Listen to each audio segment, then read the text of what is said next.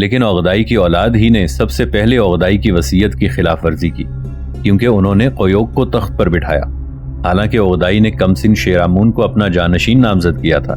تب عقدائی کی طرف سرداروں نے حجت کی، تو اب مناسب یہ ہے کہ شیرامون کو خاقان بنا دو۔ اس پر منگوسار نے، جو طلوئی کی ماتحتی میں سپہ سالاری کر چکا تھا، کرختگی سے اعتراض کیا۔ سلطنت کا کاروبار ایک لڑکے کے ہاتھوں میں نہیں سونپا جا سکتا۔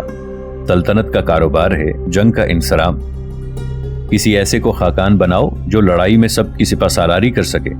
اس نے زندہ شہزادوں میں سب سے بڑے شہزادے باتو خان کا نام تجویز کیا۔ تب باتو نے زبان کھولی۔ وہ صدارت کی مسند پر بیٹھا تھا۔ توجہ سے قطار در قطار لوگ اس کی بات سن رہے تھے۔ وہ بہت سوچ سمجھ کے تقریر کر رہا تھا اور مغل روایات اور یاسا کا حوالہ دے رہا تھا، جو ان کا آخری قانون تھا۔ اس نے اس سے انکار کیا کہ اس کا نام پیش کیا جائے۔ اس نے کہا، شہزادوں میں صرف منگو اتنا تجربہ کار ہے کہ ہمارا خاقان بن سکے۔ اس نے زمانے کا نشیب و فراز دیکھا ہے، کئی مرتبہ جنگ اور یلغار میں اس نے سپہ سالاری کی ہے۔ عقدائی اس کی تمکنت اور سخت مزاجی کو بڑی پسندیدہ نظروں سے دیکھتا تھا، کیونکہ خاقان نے اس کو میرے اور میرے اردک کے لیے دشت قیچاک اور اس سے آگے کے ملکوں کو روانہ کیا، اور ہم نے ان ملکوں کو زیر کیا۔ منگو ہی نے قیچاکوں اور چرکسوں کا زور توڑا اور ان کے ملکوں کو ہماری چراگاہ بنایا۔ میں نے اپنے ہاتھوں دولگا کے سردار کو اسیر کیا ہے۔ اور بوڑھے سرداروں کی طرف نظریں جما کے باتوں نے منگو کی فتوحات کے واقعات دہرائے۔ اس کے بعد بیل والے سال میں عقدائی خاقان نے اپنی یریغ روانہ کی کہ شہزادے واپس آ جائیں۔ جب وہ وہاں گئے تو خاقان کا انتقال ہو چکا تھا۔ یریغ کے مطابق اس کے پوتے شیرامون کو اس کا وارث ہونا چاہیے تھا۔ باتوں نے اپنے مخالفوں کو ان کی غلطی یاد دلائی، لیکن توراکینا خاتون نے اس کا حکم نہ مانا اور اس کے حکم کو بدل دیا۔ اس نے ہمارے سروں پر قیوق کو لا بٹھایا۔ ہوشیاری سے اس نے انہی خانہ بدوشوں کا قانون یاد دلا دیا۔ یاسا کے حکم کے مطابق اور مغلوں کے قانون کے مطابق باپ کا وارث سب سے چھوٹا بیٹا ہوتا ہے، اس لیے سلطنت کا وارث طلوئی کو ہونا چاہیے تھا، جو خان کے علاؤ کا محافظ اور میرا پیارا چچا تھا۔ منگو طلوئی کا بیٹا ہے۔ چنگیز خان کا اور کون پوتا اس قابل ہے کہ روشن دماغی اور فراست میں ملک اور فوج کا کام سنبھال سکے؟ قابلیت میں وہ دوسرے شہزادوں سے ممتاز ہے۔ اس وقت خاقان بننے کا سب سے زیادہ مستحق وہی ہے۔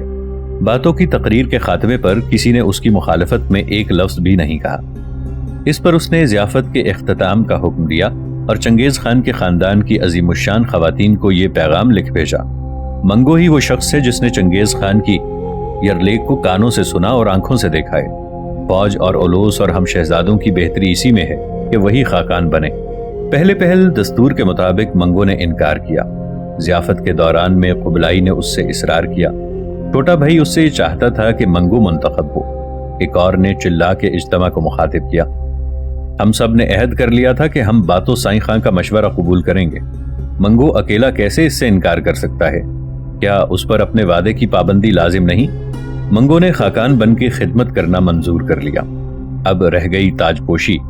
باتوں نے حکم دیا کہ طاقتور فوجیں منگو اور قبلائی کی معیت میں قراقرم جائیں اور اس سے ان رشتہ داروں کو دعوت نامے بھیجیں کہ وہ منگو کے جشن تاج پوشی میں شریک ہوں۔ اس نے لکھا کہ یہ بات پکی ہو چکی ہے اور ٹوٹ نہیں سکتی۔ اگر منگو کی جگہ کسی اور کا انتخاب ہوتا تو سلطنت کے کاروبار میں رکھنا پڑتا، اور اگر خاندان کے فرزند دور اندیشی سے مستقبل کی طرف دیکھیں تو انہیں اندازہ ہوگا کہ اچھا ہی ہوا کہ خاقانوں کی پرانی رسم اور پرانے طرز کی جگہ نئی شاخ برسر حکومت آ گئی ہے، کیونکہ کم سن بچے سلطنت کا کاروبار نہیں چلا سکتے۔ پھر بھی عقدائی کے خاندان کے افراد جشن میں شریک نہ ہوئے۔ ایلچی سوار دشت کی سڑکوں پر ایک پڑاؤ سے دوسرے پڑاؤ کے چکر کاٹنے لگے، اور قبیلوں کے سردار اور شہزادے راتوں کو الاؤ کے گرد بیٹھ کر اس صورتحال پر بحث کرنے لگے۔ دشت پر شک کا عالم طاری تھا۔ قراقرم کے خالی محلوں میں بیوہ اوغل غمائش اپنے نجومیوں کو طلب کرتی اور مسلمان عالموں کو بڑی بڑی رقموں کی دستاویزیں لکھ دیتی۔ منگو کے خلاف مباحث اور سرگوشیوں کا بازار گرم تھا، لیکن کوئی آگے بڑھ کر کھلم کھلا اس کے خلاف ایک لفظ بھی نہ کہہ سکا۔ باتو خان اپنے محبوب ملک روس کو واپس چلا گیا۔ اب معلوم ہوتا تھا کہ اس کے گٹھیے کی تکلیف جاتی رہی تھی، اور تاخیر سے ڈر کے تیور قوتکی نے باتو کو یہ پیغام بھیجا، 2 سال سے ہم منگو کو تخت پر بٹھانے کی کوشش کر رہے ہیں، مگر قیوق اور چغتائی کے بیٹے ابھی تک شرکت کے لیے نہیں آئے۔ باتو نے جواب دیا، اسے تخت پر بٹھا دو اور جو یاسا سے انحراف کرے اس کا سر قلم کرا دو۔ خانوادہ عقدائی کا خاتمہ۔ سیور قوقتی نے رسم تاج پوشی کی مہمان نوازی کے تمام فرائض بڑی احتیاط سے انجام دیے۔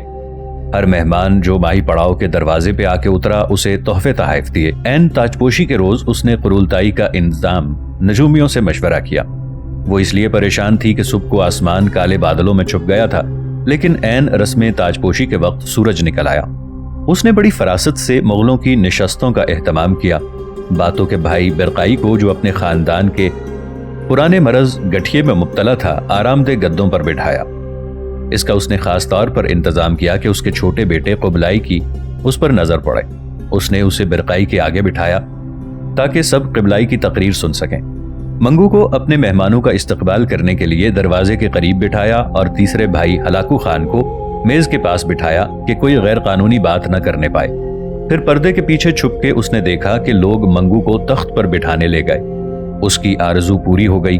اس کے چاروں فرزند سرفراز ہوئے اور طلوئی کے خانوادے کا سردار منگولوں کا خاقان بن گیا۔ شہزادے اور نویون حلقہ باندھے منگو کے اطراف کھڑے تھے۔ ان کے کمر بند اظہار اطاعت کے لیے ان کے شانوں پر پڑے تھے۔ منگو نے اس انداز میں انہیں خطاب کیا کہ انہیں حیرت ہوئی۔ اس خاموش آدمی نے کہا، میں چاہتا ہوں کہ ہر طرح کی زندہ مخلوق کو امن اور چین نصیب ہو۔ میرا ارادہ ہے کہ آج کے دن کوئی جاندار کسی اور جاندار پر ظلم نہ کرے۔ ہر شخص لطف اٹھائے اور ہر ایک کو اپنے حصے میں سے حصہ ملے۔ آج گھریلو جانوروں پر کوئی سواری یا باربرداری نہ کرے، انہیں کھول دیا جائے۔ جو جانور آج کھائے جائیں گے ان کا خون نہ بہایا جائے۔ آج چڑیا یا چرتے ہوئے جانور کا جال یا تیر سے شکار نہ کیا جائے۔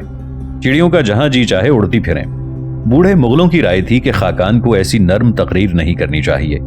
اس زرنی شامیانے میں ضیافت ہو رہی تھی جو بوڑھے بلواچ نے نوجوان خاقان کو تحفتاً دیا تھا، اور شراب اور گھوڑیوں کے دودھ کے چھکڑے شامیانے کے دروازے پر آ کر خالی ہو رہے تھے کہ ضیافت پر دفتن ایک طرح کی اداسی سایہ فگن ہو گئی۔ ایک خچر ہنکانے والا آیا اور نئے خاقان سے بات کرنے کی اجازت چاہی۔ اس نے کہا کہ میں ایک خچر کو تلاش کر رہا ہوں جو راستہ بھٹک گیا تھا کہ مجھے سواروں کا ایک دستہ ملا جن کے ساتھ بھرے ہوئے چھکڑے تھے اور وہ قرولتائی کی طرف ہی آ رہا تھا۔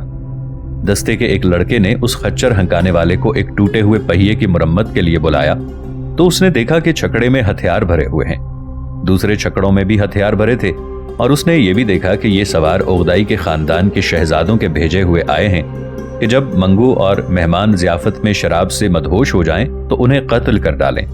منگو اور دوسروں نے اس قصے کو زیادہ اہمیت نہ دی، مگر خچر ہنکانے والا اپنی کہانی پر اڑا رہا۔ وہ 3 روز کی مسافت ایک دن میں طے کر کے محض خاقان کو آگاہ کرنے آیا تھا۔ تب منگو نے بوڑھے جنرل منگو سالار کو حکم دیا کہ ان سواروں کو ان کے چھکڑوں سمیت لیتا آئے۔ جب یہ ضیافت میں پہنچے تو ان کا استقبال کیا گیا۔ منگو نے بلا سراسیمگی کے انہیں اپنے لوگوں کے ساتھ بٹھا لیا۔ اس نے انہیں خچر ہنکانے والے کا ذکر سنایا اور کہا، ایسی باتوں پر آسانی سے اعتبار نہیں کیا جا سکتا، لیکن یہ بھی ضروری ہے کہ ہمارا تم پر شک باقی نہ رہے، کیونکہ شک ایسی شے ہے جو وقت سے زائل نہیں ہوتا، بڑھتا ہی جاتا ہے۔ اگر تم بے قصور ہو تو جس نے تم پر الزام لگایا ہے اسے سخت سزا دی جائے گی۔ اس براہ راست سوال جواب کے بعد عقدائی کے خاندادے کے نویونوں کو اقبال کرتے ہی بن پڑا کہ منگو کے خلاف سازش کی گئی تھی۔ اوغول غائمش اور شیرامون یعنی اس لڑکے کی ماں جسے عقدائی نے خاقان نامزد کیا تھا، شہزادوں کو اس قسم کا واسطہ دے رہی تھی جو انہوں نے خانوادہ عقدائی کی وفاداری کے لیے کھائی تھی۔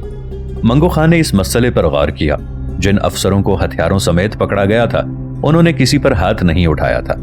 انہوں نے سچی بات بتائی تھی، ان کی خطا ہی کیا تھی؟ اس نے تصفیہ کیا کہ انہیں چھوڑ دے، لیکن اس نے دیکھا کہ یلواج شامیانے میں پیچھے چپکا کھڑا ہے اور کچھ نہیں کہتا۔ اس نے چڑھ کے پوچھا، تم کچھ کہتے کیوں نہیں؟ یلواج نے جواب دیا، یہاں میں کیا عرض کر سکتا ہوں، لیکن اگر خاقان میرے ساتھ میرے باغ کو تشریف لائیں تو میں دکھاؤں کہ باغ کیسے لگایا جاتا ہے۔ میں گہری جڑوں والے پرانے تناور درختوں کو اکھاڑ پھینکوں اور ان کی جگہ نرم اور کمزور پودے لگاؤں۔ منگو نے اس تشبیہ کو سمجھ کر پھر سے غور کیا۔ اس نے حکم دیا کہ ان افسروں کو قتل کر دیا جائے اور ان کی جگہ ان کے بیٹوں کا تقرر کیا جائے۔ اس نے تیزی اور سختی سے اس سازش کا انسداد کیا، خود ہٹ گیا اور خاندان میں اس استیصال کا فرض بوڑھے سالار سنگسار کے سپرد کیا۔ नाजरीन, आगे बढ़ने से पहले कमेंट सेक्शन में हमें अपनी आरा से जरूर आगाह कीजिएगा कि आपको हमारी ये सीरीज कैसी लग रही है। आइंदा आने वाली इक़्साद से बाखबर रहने के लिए हमारे चैनल को सब्सक्राइब कर लें और साथ मौजूद बेल आइकॉन को जरूर क्लिक कर लें। शुक्रिया। उसने ओगोल गायमश और शेरामून की वालिदा को सियोर कोकती के पड़ाव में पकड़कर बुलाया। उसकी माँ ने इन कैदी औरतों पर रहम न किया। उसने हुक्म दिया कि कोयोक की बेवा के हाथ चमड़े के थैले में सी दिए जाएं और इसी तरह संगोसार को हुक्म दिया कि तुम इंसाफ करो। बूढ़े जनरल ने ओगोल गायमश को बरहना करके उस पर जादूगरी का इल्जाम लगाया। उसने बड़े गजब से पूछा, तुम मेरे जिस्म पर कैसे नजर डाल सकते हो जिसे सिवाय एक शहंशाह के किसी और की आंखों ने नहीं देखा। संगोसार ने समूर के कपड़ों में उसकी हड्डी पसली कुचल के उसे पानी में डूबने के लिए फिकवा दिया। जो शामान और उसके शेरामोन की मां के नौकर थे, उनका भी यही हशर हुआ। मंगू ने कुछ अरसे के बाद फ्रांस के शाह लोई के सफीर से ओगोल गायमश का जिक्र इन अल्फाज में किया, वो औरत जो कुत्तिया से बदतर थी, सुलह और जंग के मसाइल को क्या खाक समझ सकती थी। वो इस अजीम दुनिया को अमन और चैन से दूर कर देना चाहती थी। मंगू के मुसल्ला जासूसों ने एक एक करके रकीब खानदान के अराकीन दौलत का खात्मा कर डाला। उनका बूढ़ा अयगौर वजीर चनकाई कत्ल कर दिया गया। उनका दोस्त बूरी पकड़ के बातों के पास भेजा गया, जिसको उससे पुरानी दुश्मनी थी। बूरी साईं खां की पेशी में पेश हुआ तो उसने कहा, जब मैंने आपको बुढ़िया कहा तो मैं नशे से मदहोश था। बातों ने गुस्से से जवाब दिया, तुमने मदहोशी के आलम में जो अल्फाज कहे थे तुम्हें खूब याद हैं। उसने बूरी को कत्ल करा दिया। खाकान के सफीरों ने कदान को अपने पड़ाव में अकेला पाया। ये यूरोप की मुहिम में बूरी का साथी था। उसने उन सफीरों से कहा, मेरे सारे दोस्त खत्म हो चुके, अब मेरी बारी है। उसे अपने लोगों से अलग करके कराकोरम से बहुत दूर एक चरागाह में भेज दिया गया। कमसिन शेरामून को कुबलाई की दरखास्त पर उसके हवाले कर दिया गया और कुबलाई उसे जिंदा सलामत अपने साथ चीन ले गया। सिर्फ कायदो इस साजिश से बचा क्योंकि कोई हंगरी के फाते पर इल्जाम नहीं लगाना चाहता था। मुगलों के वतन से बहुत दूर द्रय एमिल का इलाका उसे तफवीज किया गया। ये नौजवान एहतजाज के बगैर जलावतन हो गया, लेकिन इसके दिल में जो गुस्सा था वो हमेशा ही बाकी रहा। चुगताई के खानदान का ये इंतशार खंजीर वाले साल यानी 1251 में वाक़ हुआ। मुगलों की जानवरों के लिहाज से ओगदाई की ताजपोशी हुए करीब करीब 2 दर्जन साल गुजर चुके थे। अगले साल मंगू और कुबलाई की माँ सियोर कोकती ने मर्जुल मौत से वफात पाई। मंगू ने तदफीन के वक्त को मलिका जहां का उसे खिताब दिया। वो तोलोई के पहलू में चंगेज खान की कब्र के पास उस वादी में दफन हुई जो ताकत के सरचश्मे के दामन में थी। रशीद का बयान है, वो दुनिया भर की खवातीन में सबसे ज्यादा दानिशमंद थी। उसने उस वक्त तक अपने लड़कों की निगहदाश्त की जब तक कि उसके हुस्न इंतजाम से सल्तनत मंगू खान के कब्जे में आ गई। अगरचे कि वो ईसाई थी, लेकिन वो मुसलमानों से भी फराख दिली और फैयाजी का सलूक करती थी। मूश वाले साल तक उसका यही दस्तूर रहा, इल्ला माशा अल्लाह। सियोर कोकती ने अपने लड़कों को इसलिए तालीम दिलवाई थी कि वो निरे खाना बदोश न रहें। मंगू ने जंग के मकतब में तालीम पाई थी। पुराने बोर्जिगोन की तरह वो खानदान के दुश्मनों का सर कुचल सकता था। कुबलाई अपनी माँ सियोर कोकती का चहेता बेटा था। इस बेटे में उसे दानिशमंदी और सुकून की वो रूह अमल नजर आती थी जो बिला खतर बड़े से बड़े इम्तिहान से गुजरने वाली थी। कुबलाई को अपनी माँ का हुस्न ज़ौक़ विरसे में मिला था, क्योंकि पोशीदा तौर पर वो ये चाहती थी कि उसके लड़कों को भी वही शान शौकत नसीब हो जो उसके घराने के पुराने आका को हासिल थी, जिसका लक़ब एशिया का प्रेस्टर जॉन था। सियोर कोकती ने खानवादा ओगदाई को जिस तरह हजीमत दी थी, वो यासा यानी मुगलों के आला तरीन कानून की खिलाफ वर्जी थी। खानदान ज़रनी में नफाक पैदा हो गया था। ओगदाई और तोलोई के घरानों में ये रकाबत कई पुश्तों तक जारी रही। हालांकि उस वक्त मंगो ने सख्त गिरी से इसे फरू कर दिया था, लेकिन मुस्तकबिल में एक नए तरीके से इसने नए एशिया की तामीर होने वाली थी, क्योंकि मुगलों के तर्ज ख्याल में एक नाजुक तब्दीली रूनुमा हो रही थी। ये खाना बदोश अब तक चंगेज खान के 4 बेटों को सल्तनत के 4 सुतून समझते थे, जिन्होंने आपस में मिलजुल कर अमन चैन से फतूहात में हिस्सा लिया था। अब सिर्फ बातो मंगू मशरिक और मगरिब में 2 शहनशाहों की हैसियत से हुकूमत कर रहे थे। मुगलों के दिल से चंगेज खान की सोलदा खानदानी मुरसे आला खातून और नीले भेड़िए और आबाई बोर्जिगोन कबीले की वक़्त कम होती जा रही थी। अब भी वतन में ताकत के पहाड़ के करीब जंग का अजीमुशान परचम बुलंद था। फौज के निशानों की तादाद बहुत बढ़ गई थी। बड़े बूढ़े अब भी पुरानी रिवायात दोहराते थे, लेकिन मंगो के उरूज के साथ एक नई तरह की फरासत मुगल दुनिया की रहनुमाई करने लगी। इसकी ज़ात में कबायली रिवायात और हासिल की हुई तालीम बाहम कशमकश में मुब्तला थी। वो ताकत से ज्यादा अक्ल का प्यारो था। मंगू खान दरअसल ये लियोचत साई की अनथक मेहनत और सब्र का फल था। उसकी ज़ात में इस खताई वजीर ने चंगेज खान पर फतह हासिल की थी। बातो नामा। अब बातो जो बनना चाहता था बन चुका था। जब सदी के खात्मे पर साइन खान ने अपने महबूब दरियाए दोलगा के किनारे पड़ाव किया तो उसका इरादा हरगिज ये नहीं था कि फिर मशरक वापस जाए। वो जो महरूमुल अर्ज था उसने सब्र इस्तक़लाल और खुशनसीबी से एक बहुत बड़े विरसे पर कब्जा कर लिया था। वो बिला रोक टोक मगरिब में हुकूमत कर रहा था। इसमें कोई शक नहीं कि वो कराकोरम के खाकान का फर्माबरदार है। मंगू खाकान है जो उसका छोटा अमजाद भाई और दोस्त है। उसने मंगू को तख्त पर बिठाया है और उसे सिले का अकदार मंगू का दारोगा जी या गवर्नर बातो के दरबार में बैठता है। मर्दमशुमारी की तनकीक करता है, कराकोरम भेजने के लिए तहाइफ इकट्ठे करता है, लेकिन खाकान की सियादत की लगाम ढीली ढाली है। मंगू ने यह मंजूर कर लिया है कि मगरिब की चरागाहों का बहरे ज़खार बातो खान की औलाद को विरसे में मिलेगा। अब बातो को खानदान जर्री मिल गया था। अब वो अपने खाना बदोश खानदान का खुद सरदार है जो आलतीन उर्दू या जर्री खेल कहलाता है। उसकी रूसी रियाया अभी तक उसे कैसर या सीजर कहा करती थी। कारपानी लिखता है, वो अपनी कौम से मेहरबानी से पेश आता है, लेकिन उससे लोग बहुत डरते हैं क्योंकि वो जंग में आजमूदा और मोहतात है और दूसरों से उसका सुलूक जालिमाना है। अब किसी को इसकी फिक्र नहीं कि साईं खान का बाप हरामजादा था। उसकी तबीयत अपने बाप जोची की बेचैन और दुश्मनी वाली तबीयत से बहुत मुख्तलिफ है। उसके ठाठ शाहाना है। जब वो अपने खैमे से बरामद होता है तो उसके सर के ऊपर छत्तर होता है। अब किसी की मजाल नहीं कि उसकी हंसी उड़ाए या उसे बुढ़िया कहकर पुकारे। जब वो शराब पीता है तो वहशी तातारी साज बजते हैं। उसके जाम तिलाई हैं, मगर अब भी उनमें वही घोड़ियों का दूध भरा हुआ होता है। उसके एक पड़ाव के साथ साथ 16 बीवियों के छकड़े चलते हैं और उसे अपने सब बेटों के नाम अच्छी तरह याद हैं। उसके हुक्म से दोलगा के किनारे एक शहर आबाद हुआ है जिसका नाम सराय है, जिसकी फसीलें कच्ची हैं, जिसमें मशरिक और मगरिब के ताजिर हाजिर होते हैं, जो बहुत बड़ी तिजारत गाह है। बाहर के मौसम में बातो दरियाए दोलगा के बाएं किनारे पर आगे बढ़ता है और उसके बेटे दाएं किनारे पर शिमाल की नम चरागाहों की तरफ बढ़ते जाते हैं। जाड़ों में जब दरिया यखबस्ता हो जाता है तो वो दरिया पार करके अपने बाप के पास आ जाते हैं ताकि मिलजुल के अलाव के गिर्द गपशप करें। वो उसकी बड़ी एहतियात करता है कि अपने गंदे हाथ बहते पानी में ना धोए, क्योंकि इस पानी से अरवा नाराज हो जाएंगी। लेकिन उसे इसमें बड़ा मजा आता है कि उसके फरबा अंदाम पर कनीजे मुश्क मलें।